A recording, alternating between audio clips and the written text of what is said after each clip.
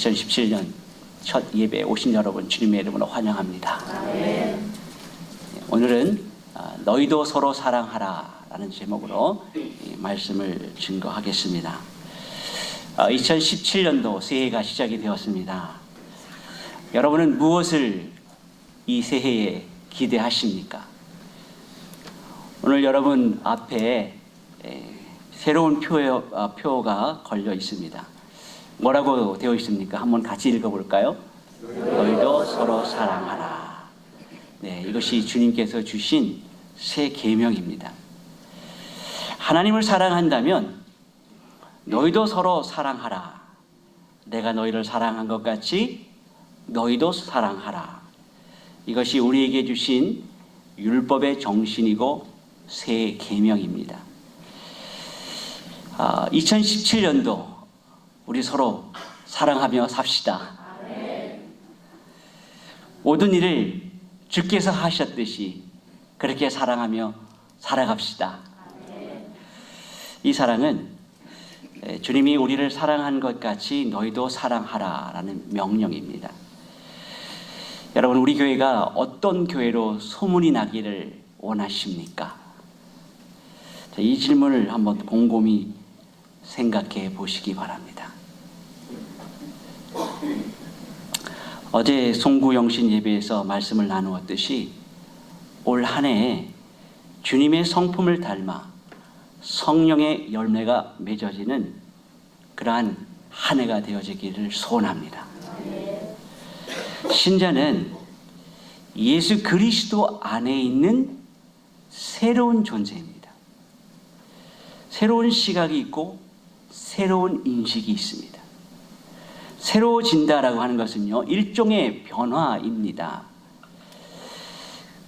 죽은 생명에 있어서는요, 변화라고 하는 것은 죽음에 이르는 과정이요, 계속해서 썩습니다. 생명이 끊어진 다음부터는 계속해서 썩습니다. 반면에 살아있는 생명이 있는 존재에 있어서는 변화라고 하는 것은 시간과 더불어 자라고 더 높이 성장하는 것입니다. 생명이라고 하는 것은 살아있는 존재에만 있는 것이죠. 생명의 씨가 떨어지면 보이지는 않지만 햇볕과 수분과 영양분을 공급받아서 이렇게 자라날 뿐입니다. 자, 이것이 예수 그리스도 안에 있는 새로운 존재인 저와 여러분의 모습입니다. 어떤 이는 자라는 것이 안 보일 수 있습니다. 그는 아직 땅 안에 있는 씨가 자라나기를 기다리고 있는 것이죠. 기다리고 봄이 오면 새싹이 돋고 잎이 자라고 언젠가는 열매를 맺게 될 것입니다. 사랑하는 성도 여러분, 이제 새해를 맞이하면서 하나님과 함께 자라는, 회복하는 기쁨을 경험하시기를 소원합니다. 오늘 말씀을 보시면요, 새 계명을 너희에게 주노니 서로 사랑하라. 내가 너희를 사랑한 것 같이 너희도 서로 사랑하라. 너희가 서로 사랑하면 이로써 모든 사람이 너희가 내 제자인 줄 알리라. 본문은요, 예수님께서 십자가에 돌아가시기 바로 전날 밤에 제자들에게 말씀하신 그 말씀 안에 들어있는 말씀입니다. 요한복음 13장 이야기는 주님이 십자가에 달리기 위해서 예루살렘에 입성하신 그 마지막 유월절 그 주간에 일어난 일입니다. 다른 복음서에서는 최후의 만찬으로 알려져 있는 바로 그 사건이에요.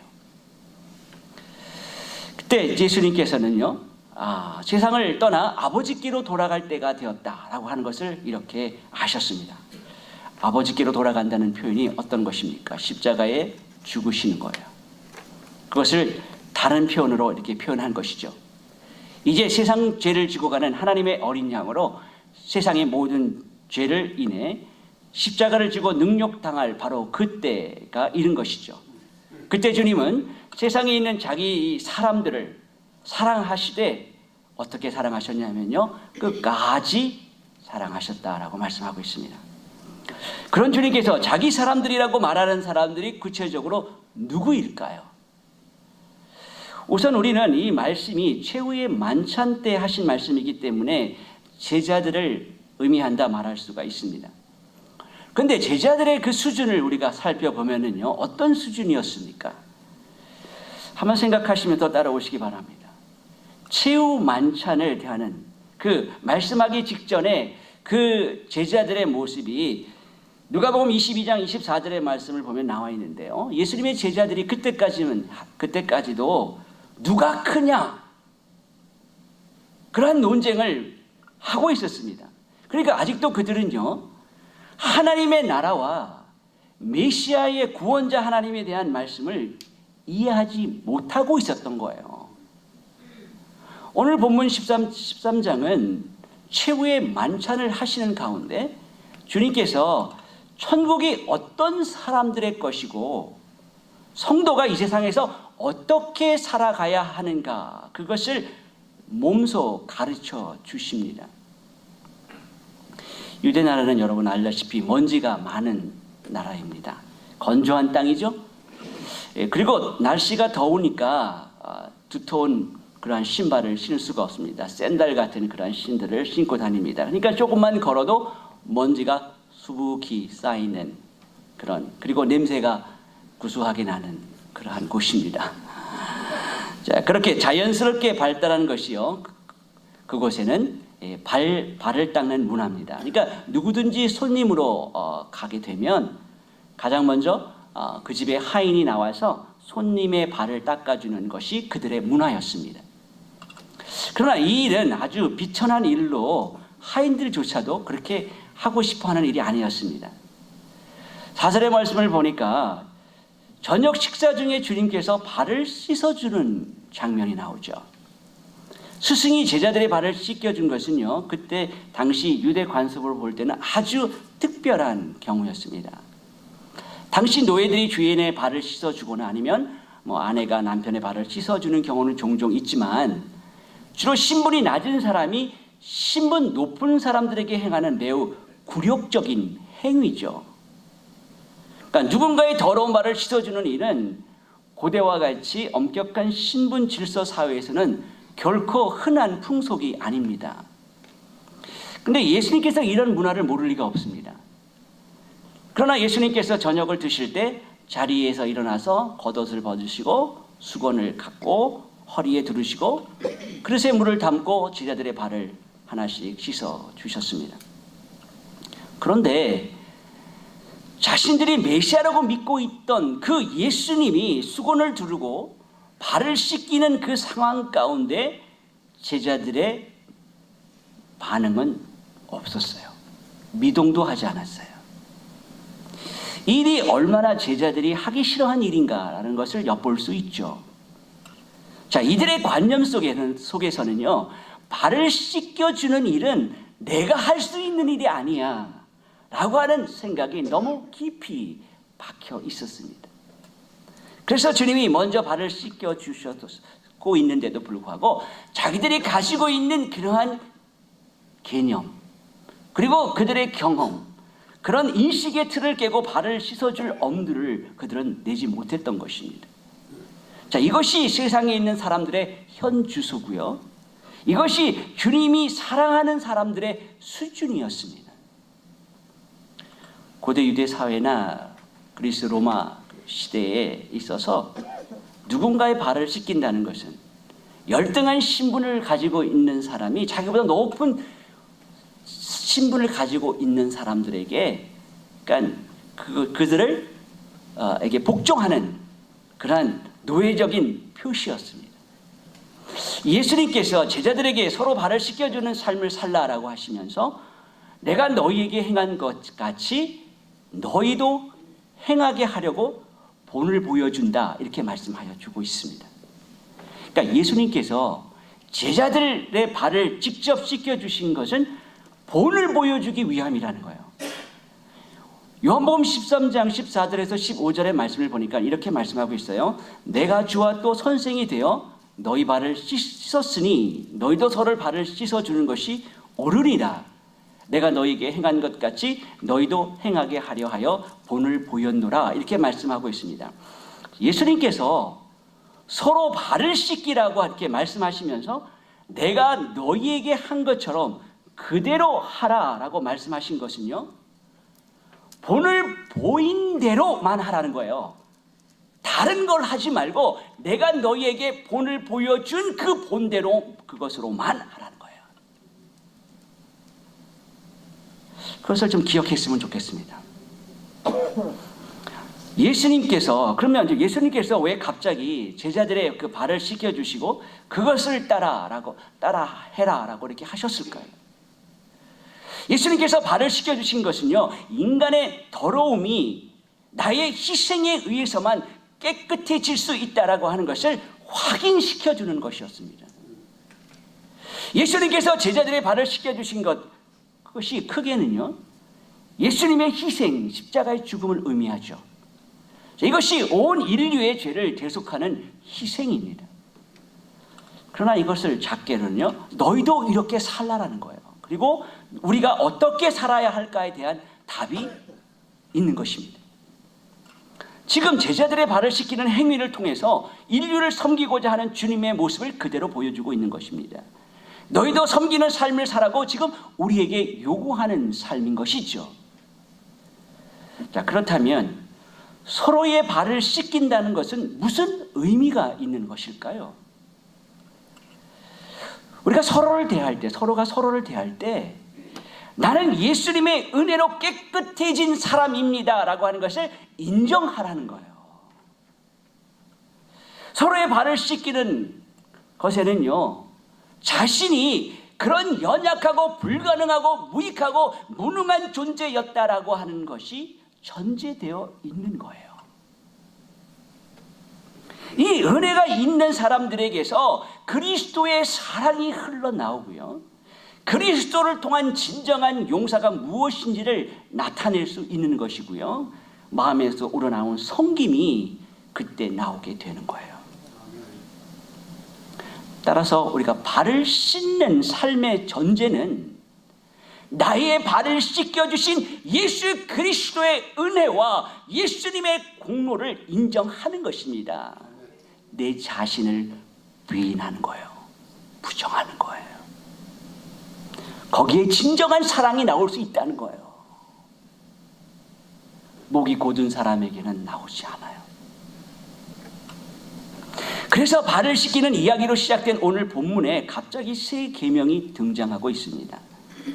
본문의 말씀을 다시 한번 보겠습니다. 한번 띄워주실래요? 함께 같이 한번 읽어볼까요? 시작. 새 계명을 너에게 주노니 서로 사랑하라.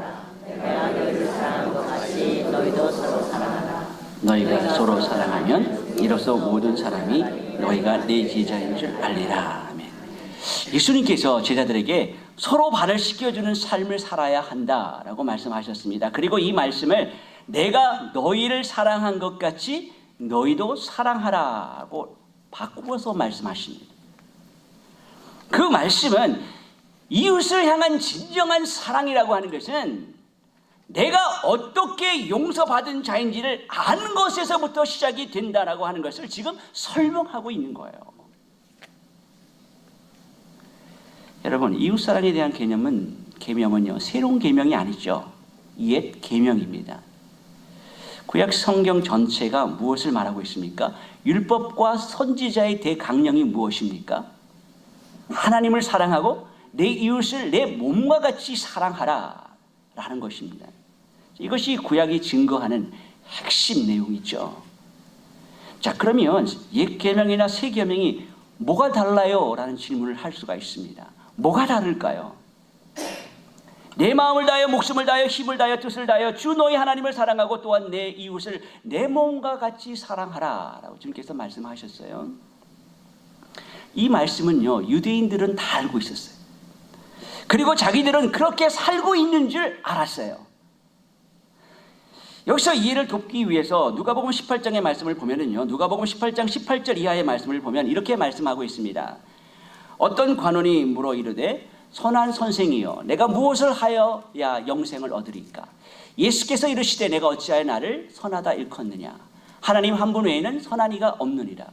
내가 계명을 하나니 간음하지 말라, 살인하지 말라, 도둑질하지 말라, 거짓 증거하지 말라, 내 부모를 공경하라라고 하였느니라. 여짜오되 이것은 내가 어려서부터 다 지켰나이다. 예수께서 이 말을 들으시고 이르시되 내게 아직도 한 가지 부족한 것이 있으니 내게 있는 것을 다 팔아 가난한 자들에게 나눠주라. 그리하면 하늘에서 내게 보화가 있으리라. 그리고 와서 나를 따르라. 이렇게 그 사람이 큰 부자이므로 이 말씀을 듣고 심히 근심하더라. 이렇게 말씀하고 있죠. 예수님께서 유대 관원에게 율법에 대해서 알고 있을 것이라고 말씀하시면서 몇 가지 예를 말씀하십니다. 지금 읽은 본문의 말씀에 10계명의 일부가 들어가 있죠. 자, 그러자 이 사람은요, 모든 율법을 어려서부터 다 지켰다라는 거예요. 그러니까 율법 전체를 요약하면 10계명이 되죠. 10계명을 요약하면 그것이 뭐예요? 하나님 사랑, 이웃 사랑으로 이렇게 요약할 수가 있습니다. 그러므로 서로 사랑하면 율법의 완성이 되는 거예요. 그런데 분명히 10계명을 다 지켰다라는데 그러면 반드시 어떤 결과가 나와야 되겠습니까? 다 지켰다고 하는데 내 마음을 다하고 뜻을 다하고 힘을 다하여 주 너희 하나님을 사랑하고 이와 같이 내 이웃을 내 몸과 같이 사랑하여야 하는 것입니다. 그런데 정작 너의 가진 것을 팔아서 내 이웃에게 주고 와라 이렇게 했을 때 그 사람의 반응이 어땠습니까? 여러분 알고 있죠? 그는 결국 주님이 선한 선생이다라고 하는 것은 지식적으로 알고 있었어요. 그러나 주님을 따르지 못합니다. 이 말씀의 의미가 무엇입니까? 이 사람은요, 문자적으로 10계명을 어려서부터 다 지킨 것은 결국 하나님을 그리고 이웃을 사랑한 것이 아니라 자기를 사랑한 것이었다는 거예요. 자기를 위해서 했다는 거예요. 서로 사랑하라. 내가 너희를 사랑한 것 같이 너희도 서로 사랑하라. 예수님은 그것을 새 계명이다 이렇게 또 말씀을 하고 계십니다. 새 계명이라고 하는 것은요, 그 계명의 그 성취에 이르는 방법이 달라졌다라고 하는 의미에서의 새 계명을 이야기하는 거예요. 옛 계명 그 하에서는요, 이웃 사랑이 우리의 노력과 우리의 열심으로 이렇게 이루어 가는 것이었다면 새 계명 하에서는 그 이웃 사랑은요, 하나님의 은혜에 의해서 이루어지는 것을 의미한다는 거예요. 누가복음 18장에 지금 부자 관원에 대해서 잠깐 말씀을 보았잖아요. 그 관원의 고민처럼 분명히 마음과 뜻과 몸을 다해서 주님을 사랑하고 이웃을 사랑한다면 재산을 이웃에게 다 나누어주고 나를 따르라, 예수를 따라 나서는 것이 하나님을 사랑하고 이웃을 사랑하는 것이었습니다. 그런데 율법과 선지자의 대강령을 알고 있다고 하면서도 막상 주님을 사랑하는가라고 하는 것에서는 아니더라는 거예요. 그러면 옛 계명이 육체가 연약하여 이루지 못한 것을 새 계명은 그러면 어떻게 이루어낼 수 있는 것입니까? 요한일서 3장 14절 말씀 이하의 말씀을 보면은요, 형제를 사랑하면 사망에서 생명으로 옮겨진 것이다 이렇게 이야기를 하고 있어요. 그런데 사랑하지 아니하면 아직도 사망 안에 있다라고 이렇게 말씀하고 있어요. 형제를 미워하는 자마다 살인하는 자, 그러니까 형제를 미워하는 자가 살인자라고 이야기하고 있어요. 말로만 사랑한다고 해서 될 문제가 아니라 형제를 미워하는 마음이 있다면 이것은 살인죄와 동일한 것이다 이렇게 말씀하고 있는 말씀이죠.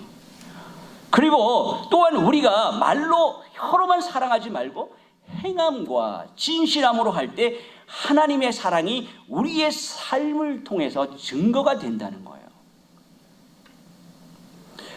오늘 우리가 새 계명을 받고 살고 있습니다. 그러나 말씀을 보니 어떻습니까? 내가 정말로 중심으로 형제를 용서하고 사랑하고 있습니까? 저는 아닌 것 같아요. 저는. 여러분 어떻습니까? 저도 아닙니다. 정말 솔직한 답변인 것 같아요. 그러므로 우리가 이 말씀을 받고 그래 이제 나는 사랑할 수 있는 사람이야, 나는 사랑할 수 있어 라고 할 수 있겠습니까? 우리 어떻게 해야 될까요? 회개할 뿐이에요. 주여 나를 불쌍히 여겨 주시옵소서. 우리 이러한 말씀 앞에 가난한 심령이 되어야 하는 거예요. 우리 새벽기도 우리 묵상 중에서 시편 40편의 말씀을 얼마 전에 묵상했죠. 다윗의 그 가난한 심령을 보았습니다. 시편 40편 17절에 이렇게 말씀합니다. 나는 가난하고 궁핍하오나 주께서는 나를 생각하시오니 주는 나의 도움이시오 건지시는 자시라 나의 하나님이여 지체치 마옵소서. 다윗은요 자신의 처지를 가난하고 궁핍하다 이렇게 표현하고 있습니다. 다윗이 어떤 사람이에요? 누가 봐도 궁핍하거나 가난한 사람이 아니에요. 왕이에요. 부귀가 있어요. 영화가 있어요. 가진 것이 많아요. 그러한 다윗이 자신을 가난하고 궁핍한 자로 간주하는 것은요 하나님 앞에 지극히 나약하고 무능하고 불가능한 자신을 보았기 때문에 그런 거예요. 이 가난은 단순히 물질적인 것을 이야기하는 것이 아니에요. 전 인격적인 그 가난을 이야기하는 거예요. 즉 심령의 가난을 이해하는 말로 여러분들이 이해를 하셔야 합니다. 자신의 전 삶의 영역이 부족하고 결핍이 많다는 의미예요. 상황이 어렵고 죄가 여전히 내 심령 속에 내 삶에 남아있는 연약한 존재입니다 라는 고백이에요. 그래서 하나님이여 지체하지 말아달라 간구하죠. 여전히 기다림이 급박하고 힘들다라고 하는 것을 말해주고 있습니다. 나의 하나님이여 지체하지 마소서. 시인은 여전히 어려움과 곤란 가운데 있습니다. 그러나 그의 믿음은 확신에 차 있어요. 자신이 처한 환경이나 상황은 바뀌어진 것은 없지만 그 모든 것을 주관하시는 하나님을 바라보는 믿음의 눈이 회복이 된 겁니다. 하나님께서 자신을 하나님의 뜻 가운데 행할 수 있도록 하셨다면 하나님께서 자신의 도움이 되셔서 반드시 자신을 건지실 거라고 하는 그 믿음을 갖게 된 거예요.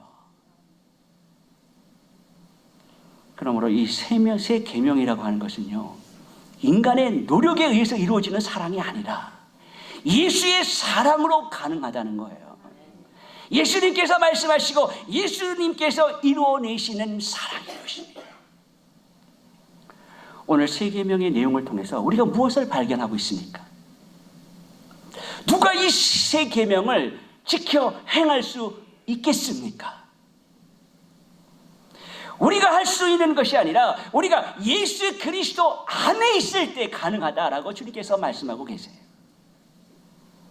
나의 부족과 연약함을 인정하고 하나님 앞에 상한 심령으로 구할 때 주님께서 여러분의 인생 가운데서 행하실 줄로 믿습니다. 어떻게 하십니까? 요한일서 4장 7절 이하의 말씀입니다. 요한일서 4장 7절에서 13절 말씀 우리 같이 합독하도록 하겠습니다. 시작. 사랑하는 자들아 우리가 서로 사랑하자. 사랑은 하나님께 속한 것이니 사랑하는 자마다 하나님께로 나서 하나님을 알고 사랑하지 아니하는 자는 하나님을 알지 못하나니 이는 하나님은 사랑이심이라. 하나님의 사랑이 우리에게 이렇게 나타난 바 되었으니 하나님이 자기 독생자를 세상에 보내심은 저로 말미암아 우리를 살리려 하심이니라. 사랑은 여기 있으니 우리가 하나님을 사랑하는 것이 아니요 오직 우리를 사랑하사 우리 죄를 위하여 사복제로 그 아들을 보내셨음이니라. 사랑하는 자들아 하나님이 이같이 우리를 사랑하셨은즉 우리가 사랑하라. 어느 때나 하나님을 본 사람이 없으되 만일 우리가 서로 사랑하면 하나님이 우리 안에 거하시고 그의 사랑이 우리 안에 온전히 이루어지느니라.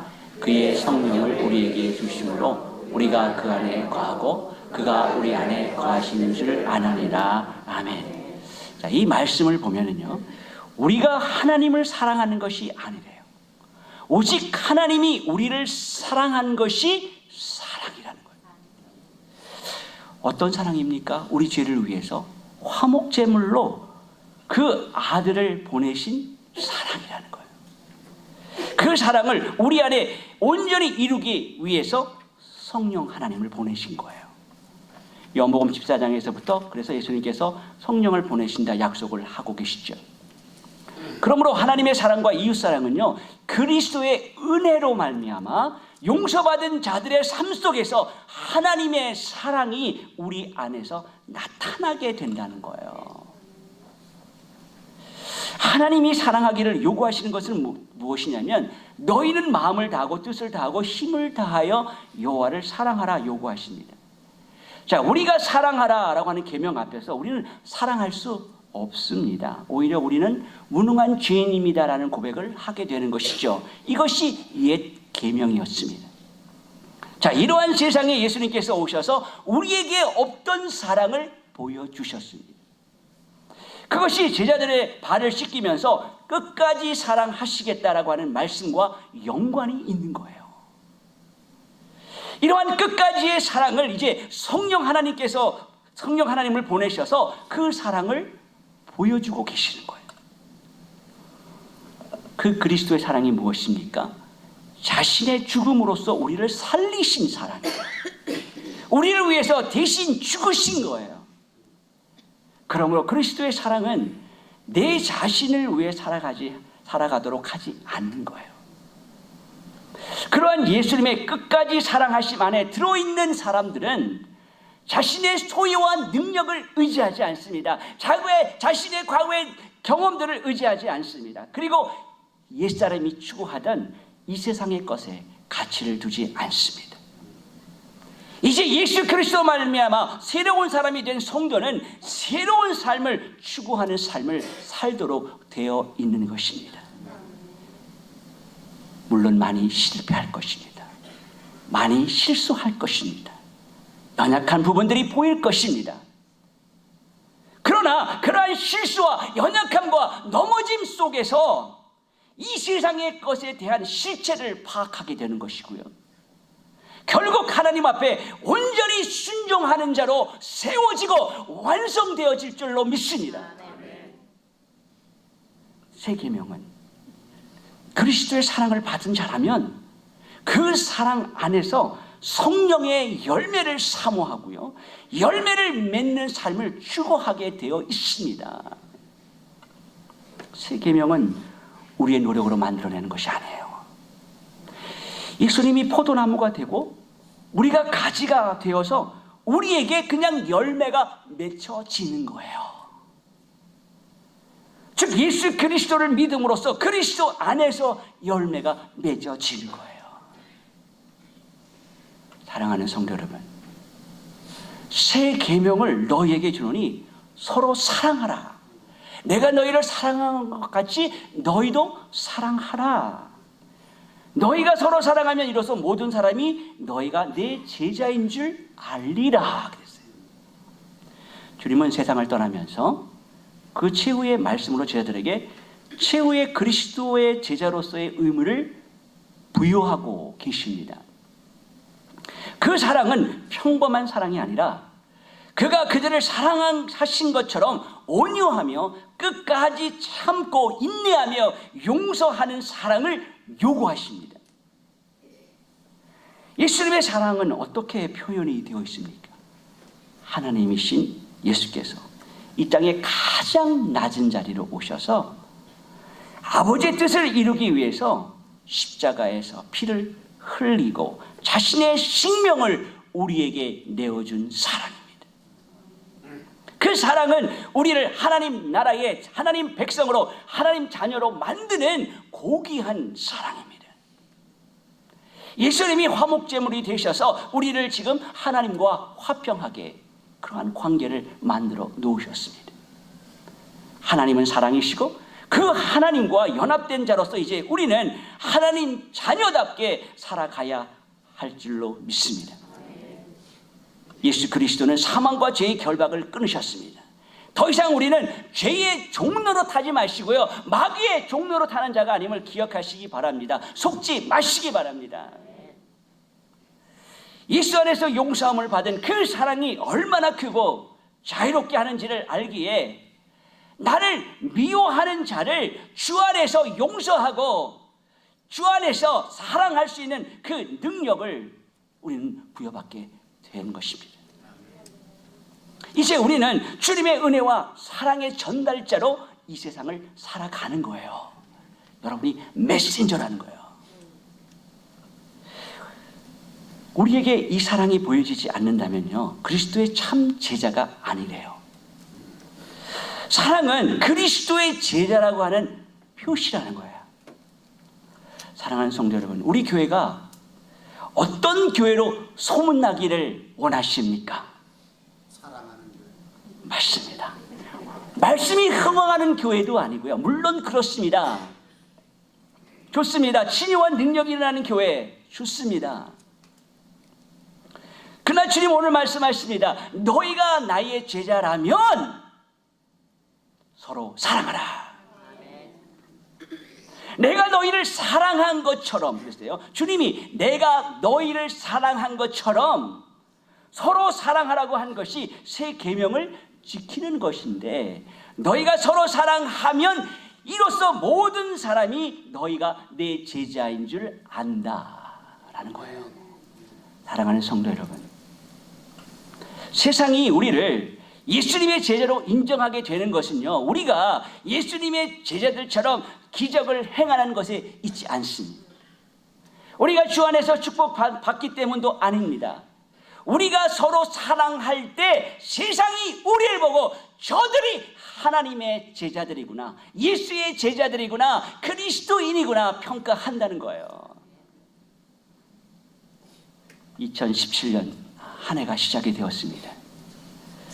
여러분은 무엇을 소망하시겠습니까? 어떤 꿈을 꾸기를 원하십니까? 여러분들의 여러 가지 기도의 제목이 있는 줄 압니다. 그러나 그 무엇보다 놓치지 말아야 할 것이 있습니다. 이 세상 가치와는 비교할 수 없는 예수 그리스도의 사랑의 메시지를 우리에게 부탁하시는 그 음성을 듣기를 소원합니다. 그것을 부탁하셨어요. 세상은 모든 것이 경쟁적이죠. 서로를 헐뜯고 차별을 두어야, 차별화가 본인이 되어야 드러나지 않습니까? 세상적인 것입니다. 서로 핥히고 상처 주고 찌르고 미워하는 것입니다. 이것이 세상이에요. 여러분 한번 보세요. 우리가 서로 몰랐던 사람들이지 않습니까? 어떻게 올림피아까지 오게 돼서 이런 사람을 만났을까? 이런 공동체예요. 이런 공동체, 서로 몰랐던 사람들인데 예수 그리스도를 머리로 하고 한 몸을 이루게 하나님께서 허락하셨습니다. 교회입니다. 올림피아 중앙 장로 교회입니다. 여러분, 이곳에서 우리가 서로 좀 품어줍시다. 저 감사해요. 새벽 예배 오신 분은 잘 알지만 저 발음이 잘 안 돼요, 새벽에는. 그래도 은혜가 되는 시간들입니다. 여러분들의 그 용서와 격려와 품어주셔서 그런 것 같아요. 자, 우리가 연약함이 있을 때 품어주시고 사랑해 주시고 섬기는 곳이 교회입니다. 자, 세상 사람들이 볼 때 그렇다면 기적의 현장 아닙니까, 여기가? 저런 사람이 저렇게 변했구나. 올림피아 중앙 장로가 이런 교회로 소문나기를 소원합니다. 성도 여러분, 모두가 이런 소원을 갖기를 원하십니까? 나를 사랑하사 자기의 아들을 아낌없이 주신 하나님의 사랑을 늘 기억하며 살아가기를 바랍니다. 그 사랑을 나만 소유한 자로 살아가는 것이 아니라 그 사랑으로 서로 섬기는 교회가 되기를 소원하고 주님이 기뻐하는 교회로 소문을 내시기 바랍니다. 2017년도 예수님을 생각하면 내 안에 있는 그 어떤 것도 내 것으로 주장할 수 없을 만큼 주님께서 주님을 사랑할 수 있었으면 좋겠습니다. 그 예수님 때문에 형제를, 자매를 사랑할 수 있는 사람으로 살기를 원합니다 라는 그러한 고백을 주님 앞에 드려보십시오. 내 손을 펴서 소리 없이 서로의 필요를 채울 수 있는 그런 아름다운 사랑의 공동체, 교회로서의 역할을 다할 수 있기를 예수 그리스도 이름으로 간절히 축원합니다.